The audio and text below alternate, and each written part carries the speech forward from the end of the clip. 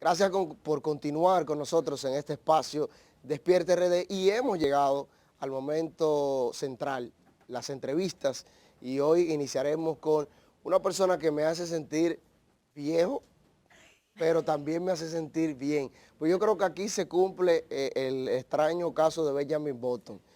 Yo tenía pelo, lo boté, ahora estoy viejo y Manuel sigue igualito, señores. Aquí tenemos con nosotros a Manuel Mecarielo, quien es el presidente del Observatorio de los Derechos Humanos y estará conversando con nosotros y con todos ustedes acerca de muchas informaciones interesantes. Manuel, Yo le dije detrás buenos de días. cámaras que me diera el secreto para mantenerme joven. Ese hombre nunca envejece. Bueno, que tampoco soy viejo, Ay. tengo que hablarlo de esa manera. No, tú no eres viejo, pero cuando yo empezaba en televisión ya tú estabas... mira, Ay, ay, ay, señores, a mí Ay, Manuel. el meme más grande que me han hecho en mi vida, a mí, fue con Doña Fefita. Ay, Yo por Dios, no- te ahí se pasa- compararon. Ahí se Óigame, una pasaron. vez a mí me contratan para ser el presentador del carnaval del desfile del Santo Domingo, el carnaval de Santo Domingo, en el Malecón, y yo, claro, todo el mundo sabe quién es Fefita, pero yo nunca tuve la oportunidad de estar cerca de Fefita. Ok. Y yo muy emocionado, digo, ay, doña Fefita, qué emoción. Usted me permite una foto, cuando me voy a tirar la foto, vienen periodistas del Nacional y otros periódicos y comienzan a tirar fotos y Fefita me abraza y me dice que yo soy vieja de qué, si yo crecí viendo a Manuel y Eva. Ay, Dios mío. Ay, pero te pilló, te mató. Te mató Una y te dejó semana vivo. completa sonando en todos los sitios. Ay, oye. Ay, ¿qué sonidito te buscaste ahí sin estarlo buscando, por supuesto? Claro, igual que el otro sonido que creó Domingo Bautista, de que cuál es Manuel y cuál es Hermes, que hasta el sol de hoy pasa ese tema, pero estoy muy feliz con ustedes. Y la verdad que le comentaba a mi querida amiga de que los admiro, porque tan temprano y con tan buena energía, ¿eh? Ay, gracias. Son impresionantes. Se percibe, qué bueno. Claro, claro que Manuel, sí. en el Observatorio de Derechos Humanos, yo te he visto siempre trabajar con gente de grupos vulnerabilizados. Claro. En ese sentido, ¿cómo están los derechos humanos en ese sector poblacional? Mira, de hecho es el Observatorio de Derechos Humanos para Grupos en Condiciones de Vulnerabilidad. Y la verdad es que por su misma condición de divisiones que hace la sociedad, porque hay que decirlo de esta manera, porque como observatorio, y ojalá y debe ser así, que todas las personas sean vistas en la misma condición de respeto y de dignidad. Para nadie es un secreto, ustedes también son periodistas, el tema de que hay grupos que son muy vulnerabilizados, estigmatizados y etiquetados en República Dominicana y en otras partes del mundo. Nosotros trabajamos justamente con esos grupos que son más pisoteados, por decirlo de una manera más franca y más llana. Estamos hablando de grupos amplios como migrantes, estamos hablando de personas que viven con la condición del VIH, estamos hablando de jóvenes en condición de calles, estamos hablando de privados de libertad, estamos hablando de adultos mayores. ¿Y qué trabajo hacen ustedes con esta persona? Mira, el observatorio, aparte de, usualmente la gente mira un observatorio como el que anota y presenta estadísticas. Exactamente. Y uno lo hace por igual también, pero también damos el servicio legal gratuito para aquellas personas que por alguna razón le violenten sus derechos humanos. Les damos también el servicio gratuito de psicología. Le damos también un servicio aliado al Centro de Orientación e Investigación Integral COIN, que tiene una clínica para que también puedan ser llevados a cualquier chequeo médico. Estamos dándole seguimiento de manera permanente, hacemos opinión pública, que ustedes han visto las noticias que usualmente han salido, que producen desde el observatorio. Estamos muy ligados de que se reconozcan y que se resuelvan situaciones de inmediato de personas que le violen sus derechos humanos. ¿Quién sustenta esta institución? Mira, el observatorio, primero, ¿cómo surgió el observatorio? Surge de una reunión de cerca de 38, casi 40 periodistas. Y esto fue hace 9 años. Ah, ¿lo impulsan periodistas? Esto fue hace 9 años y de ahí surge la idea del observatorio. ¿Cómo se mantiene el observatorio? COIN es una de las organizaciones ONG que apoya mucho al observatorio. Hay proyectos que surgen dentro del observatorio que son apoyados por agencias internacionales. El observatorio no cobra un centavo a nadie, o sea que necesariamente necesitamos el apoyo de otras instituciones. El observatorio está conformado por 34 organizaciones de la sociedad civil de República Dominicana que son socias del observatorio, e igual también hemos ampliado el tema de buscar socios en otros países. Recientemente me tocó ir a Costa Rica y allá hicimos una sociedad con 32 organizaciones de la sociedad civil de Costa Rica e iremos también tocando puertas en otros lugares. Manuel, hay una inquietud que tengo. Cuando hablan de derechos humanos, la gente dice de una vez, ay, estos son los que defienden los delincuentes. Exacto. Incluso hay unas declaraciones que hizo uno de estos líderes en estos días. Trajo un aluvión de críticas porque decía, ahora que están matando a los delincuentes saliste, cuando estaban matando a la gente seria, no dijiste nada. ¿Cuál es la línea que ustedes tienen a propósito de estas ejecuciones y los niveles de violencia que está viviendo en sentido general? Mira, ¿Cómo se trabaja el observatorio? Y qué bueno que tú digas eso, porque realmente es así como lo dices. Hay personas que dicen, no, los que trabajan derechos humanos defienden delincuentes. Los que trabajamos o los que defendemos derechos humanos, estamos apoyando la dignidad de cada persona. Nosotros no estamos buscando ni poniéndole una etiqueta a nadie. Sí, en estos días yo hice un comentario de que es un tema peligroso, que de repente te digan a ti un intercambio de disparos y mataron a un grupo. Es también penoso y peligroso ver que dentro de la sociedad hayan grupos aplaudiendo que sucedan estas cosas. ¿Por qué? Porque es peligroso, porque en esas teorías pueden suceder muchas cosas. Y nosotros aquí, que mirándolo como comunicadores, sabemos que puede ser y que puede pasar. No, que ha pasado. Y que siempre deja daño colateral. Claro, ¿qué ha pasado? Entonces, lo ideal no es que exista esto de que mataron a alguien por un intercambio de disparos, no. Hay maneras de cómo judicializar a personas que estén en conflicto con la ley o que estén haciendo cosas que no deban de ser. Entonces, nosotros como observatorio ahí tenemos una crítica. No podemos estar ni apoyar posiciones como tú dices, de líderes que salen a aplaudir esta situación, otros que comienzan a criticar. No. Nosotros tenemos que ser justos a la medida de que no podemos estar de acuerdo con teorías como esas y que las cosas deben ser paso a paso, de manera judicial como tienen que ser, y que los agentes, y mira que tengo mucha gente querida dentro de la Policía Nacional, porque nosotros hemos capacitado, que es otro rol del observatorio, capacitar a instituciones como la misma policía, donde capacitamos a 1.500 policías con el tema de los derechos humanos y vamos a seguir. Y como estamos capacitando también a miles de doctores en República Dominicana para que se humanicen en el tema de los derechos humanos. Pero al punto que voy, un agente, por ejemplo, de la policía, debe saber y manejar las situaciones, cómo controlar situaciones antes de llegar al último paso, que es un intercambio de disparos. Tener un protocolo. Hay un protocolo que hay que cumplir. Precisamente, Manuel, me gustaría saber el impacto que han tenido ustedes desde el observatorio, porque tal como tú decías, esas personas a las que ustedes están dirigiendo esos servicios, son personas que a veces es con lo único que pueden contar, porque no tienen los recursos o porque el sistema los revictimiza. Exacto. Que eso es una situación que se da mucho en ese segmento de la población que ustedes están tratando. Claro. El impacto, ¿cómo ha sido? ¿Qué tanto le han cambiado la vida a esas personas que llegaron con una situación X al observatorio?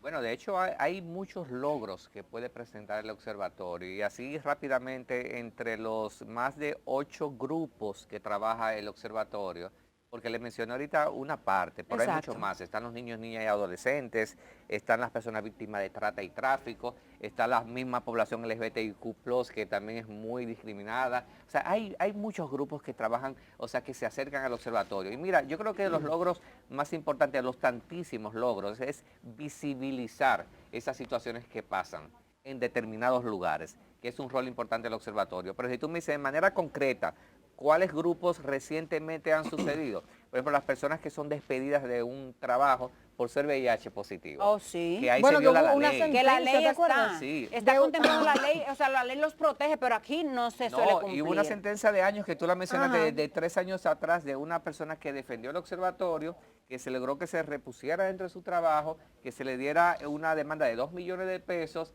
y que los sueldos que no le habían pagado se lo devolvieron. Pero recientemente pasó lo mismo. Claro. Hace poquito, en una organización también del Estado, y el observatorio logró esa misma hazaña que pasó con la otra. Y eso es uno de los pocos ejemplos que podemos ver en el observatorio. O sea, hay muchas cosas que podemos mencionarlas como logros. ¿Ustedes atienden personas solo de la capital, es decir, el Distrito Nacional y la provincia de Santo Domingo, o tienen una A nivel plataforma nacional. para todo el que de cualquier parte del país? A nivel nacional. Y de hecho un ejemplo que te pongo con niños, niñas y adolescentes, una vez que nos tocaron las puertas desde Verón, una situación que pasó con unos niños que se llevaron, estaban haciendo como redadas para niños de la calle, en condición de calle, y Conani, que fue en ese momento, se llevó a 2 niños que no tenían que ver con la situación de la redada por equivocación. Entonces, Wow. toda una comunidad se revolteó. Cuando llaman al observatorio, nos tocó, y recuerdo ese día que nos tocó visitar a las 9 de la mañana y todavía eran casi las 10 de la noche y estábamos en pleno terreno tratando de resolver esa situación. Gracias a Dios se resolvió, el tema era que no aparecían a dónde fue que llevaron a los niños, y de Verón esos niños aparecieron aquí en el Distrito Nacional. Wow. Y sus padres no sabían absolutamente nada. Y una persona que no se esté viendo ahora y que tenga alguna situación o un familiar, ¿cómo puede contactarlo a usted? ¿Y qué garantía tiene de que, verdad, va a recibir el servicio de manera oportuna? Porque Claro. no sé si tiene una lista de espera No, o cómo eso funciona. de inmediato, porque de hecho cuando decimos grupos vulnerabilizados, es porque es peor todavía de un grupo vulnerado. O sea, la situación es mucho más difícil. Pueden marcar ahí una línea de auxilio que es totalmente gratis, que es la 809-200-0286. O pueden llamar al 681-1515 con el 809, y por supuesto nosotros agendamos de que o que pasen a la oficina o nosotros visitamos donde están la persona con el tipo de situación que llevan, pero ahí estamos siempre dando el servicio. ¿Y redes sociales tienen? Sí, pero tú sabes que nosotros, está Observatorio de Derechos Humanos para Grupos en Condiciones de Vulnerabilidad, o odhgb.do. Pero el tema de nosotros es que nos gusta más el contacto físico para escuchar y saber. ¿Por qué digo esto? Porque a veces una persona puede entender que hay una violación de derechos humanos, pero no hay una violación de derechos humanos. Ok. Entonces, hay un equipo amplio que trata y que recibe a las personas que pueden ser víctimas de violaciones de derechos humanos. Dentro de esos grupos en condición de vulnerabilidad, vemos muchos casos en medios de comunicación de la comunidad LGBTIQ+, por ejemplo en Santiago, que han matado transexuales, etcétera, etcétera. ¿Cuáles están ahora mismo en mayor riesgo? Que tú digas, por ejemplo, mira, tal población está sufriendo vejámenes por esto, esto y esto. Pero tú dices de la población LGBTI. No, en conjunto. En Porque en conjunto yo te puedo decir ayer que fue un día muy intenso dentro del observatorio, donde recibimos casi 25 visitas y todas eran con el tema migratorio. Está el tema, por ejemplo, de la población LGBTI. Yo creo Pero que en este caso de personas irregulares haitianos que se tú les sabes que me llamó mucho la atención ayer que las personas que llegaban eran con temas que eran dirigidos a lo que tú dices de migración con Haití, pero son jóvenes nacidos en República Dominicana de padres y haitianos. que cuando tú lo escuchas no tienen ningún tipo de acento, cuando tú lo ves físicamente es un dominicano en todas sus características, a lo que llaman a las características que podemos identificar, pero solamente tenían en su parte común de todos que no podían conseguir su cédula, o porque el papá no lo declaró, o porque simplemente su papá y su mamá no estaban. Me dio mucha pena escuchar a un joven que decía, me dijeron que yo soy un hijo de nadie. O sea, es fuerte a ti que te digan que tú eres un hijo de nadie. Y sobre todo cuando tú... Porque no tenía documentación alguna. Porque ese es el problema que persiste en que Haití. no había manera de cómo identificar realmente que ese joven que nació en República Dominicana y que tiene testigos, inclusive hasta un exalcalde testificaba que ese muchacho creció en República Dominicana, pero su respuesta es que es un hijo de nadie. Entonces, si tú tienes un documento, definitivamente tú no puedes hacer absolutamente nada de manera legal. No, porque no existe exactamente. Entonces, en cuanto a la población LGBTI, yo creo que los transexuales son los más afectados, y con el tema de crímenes de odio, que lo hemos visto en los medios de comunicación. En cuanto a otros grupos, los adultos mayores también necesitan más apoyo en República Dominicana.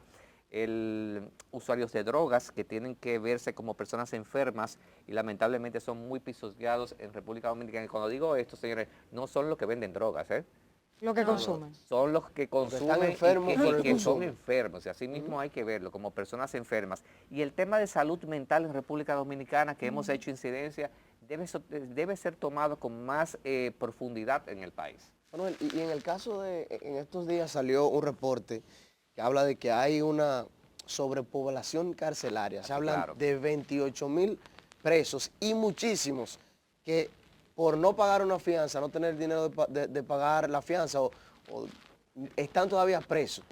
Y se habla mucho de la vulnerabilidad de eso y se puso sobre el tapete que se creen una especie de indultos para descongestionar un poco las cárceles. ¿Cuál es la realidad que ustedes manejan y su posición al respecto? Mira, y apoyamos mucho la posición de la Oficina Nacional de la Defensa Pública, que hemos visto que hace esta incidencia pública, porque es una realidad. Las cárceles en República Dominicana están sobrepobladas. Inclusive cuando te mencionaba el tema de salud mental, yo hice una visita, porque me toca visitar también cárceles en el país, porque trabajamos también con los privados de libertad, y me tocó visitar recientemente Najayo Mujer. Y cuando hablaba ahí en Najayo Mujer y me hablaban el tema de salud mental, me decían, no, pero aquí hay más de 45 personas con el tema de salud mental. Y cuando hablamos de salud mental es que no deben estar en ese lugar, deben estar en un centro especializado para el tema de salud mental. Porque son un peligro para ellos y para Pero nosotros. que me decían, las mismas internas tienen miedo de las cosas que pasan. No tenemos cómo atender a esas personas de manera con sus medicamentos que necesitan, las evaluaciones que se necesitan bueno, que realmente ese no es el lugar donde deben estar. Y cuando hablamos de salud mental, estamos hablando de esas personas que se pusieron de moda, porque hay que decirlo de esta manera, recientemente por el lamentable caso que sucedió de la piedra que lanzaron, que comenzaron un grupo de personas en la ciudad a decir, no, y lo voy a decir de la manera más brutal que pude escuchar, cuando decía, a los locos hay que sacarlos de circulación. Señores, ese no es el término, ¿eh? Y ese no es la situación, porque muchas de esas personas que están en la calle tienen trastornos severos, no tienen familias, están en condición de calle, y cuando le hago el hincapié de que no tienen familia, es que una de las características en el tema de salud mental para que te atiendan en algunos hospitales que hay, que son creo que 5, pero son para atenciones Básicas. no diríamos básicas, sino tema de crisis. Entró y salió y se va para la calle de inmediato. Ambulatorias. Ambulatoria, pero si existiera o si funcionara algún lugar en República Dominicana, la característica es que tú te internes con tu paciente como familiar. O sea, tú dejas de hacer tu vida, de cómo tú puedes mantener a esa persona, porque una de las exigencias es que el familiar se quede. Eso te iba a decir que en muchas familias dominicanas esa persona con problemas mentales también es visto como una carga. Sí. Lo estigmatizan y no debería ser así. Es el peor error eso. O sea, mientras exista la etiqueta y la estigmatización, ese es el problema real. Pero volviendo al tema de las cárceles, claro que hay que indultar. O sea, las cárceles están repletas en República Dominicana y lamentablemente, para nadie ese es un secreto de los comunicadores y de los que trabajamos derechos humanos, que si se han construido cárceles nuevas que aún no están funcionando y que no se están aplicando y que fueron construidas con el dinero de todos nosotros. Sobre todo. Entonces, señores, hay que descongestionar. Y hay mucha gente que está enferma ya muriendo dentro de una cárcel, con temas de cáncer, con otros tipos de temas de salud que están ahí dentro. Entonces, hay también gente que ya cumplió, pero no tiene el dinero para pagar la famosa multa que se le pone para poder, y no pueden hacerlo. Entonces hay que buscar una forma. Estamos iniciando un nuevo año. ¿Algunos planes, algunos proyectos de manera específica que tengan ustedes en el observatorio a desarrollar en este año? Bueno, seguir el tema de capacitación de manera masiva a las autoridades de República Dominicana y también al personal médico de República Dominicana de cómo atender con dignidad a una persona. Seguir también fortaleciendo el tema de la defensa de los derechos humanos, pero también de que las personas entiendan que hay derechos, pero hay deberes también que hay que cumplir, porque no es tan solo es que nos veamos como la víctima. También nosotros debemos entender cuáles son los derechos y los deberes. Me surge la inquietud, Manuel, perdón que te interrumpa. ¿Han contemplado ustedes ofrecer algún tipo de charlas, de orientación en escuelas, colegios? Porque, sí, lo estamos haciendo. Yo siempre he sostenido la tesis de que es mejor tú educar cuando el niño está en su simiente, a esperar que sea un adulto para decirle cómo debe tratar, Claro. digamos, a una persona en situación vulnerable, o el tema de la violencia intrafamiliar y ese tipo de cosas. Vamos a hacerlo cuando está pequeñito para que vaya Claro, creciendo claro. con esa base. Y lo estamos haciendo eso día a día, y no tan solo colegios, liceos, universidades, autoridades, que ya se lo dije. Le mencioné que una rica experiencia fue el poder llegar a la Policía Nacional y capacitar a 1.500 agentes de la policía, miles y miles y miles de doctores, de los famosos doctores que también van surgiendo en las famosas pasantías que hacen en los hospitales para frenar el tema de la violación de derechos humanos y el de poner una etiqueta, porque a veces no podemos, a veces como seres humanos cometemos un grave error de no estar de acuerdo con alguien de cómo es. Desde este lado comenzamos a criticar, a señalar, y una palabra muchas veces duele más que otras cosas, ¿eh? Una bofetada. Manuel, muchísimas gracias por estar esta mañana tempranito aquí haciéndonos gracias compañía. a ustedes, y me encantó el café que me dieron, me despertó. Qué bueno. Y yo estaba disfrutándome, viéndole a ustedes con la energía que tienen tan tempranito, de verdad que yo quisiera volver pronto por aquí, porque me pusieron a madrugar.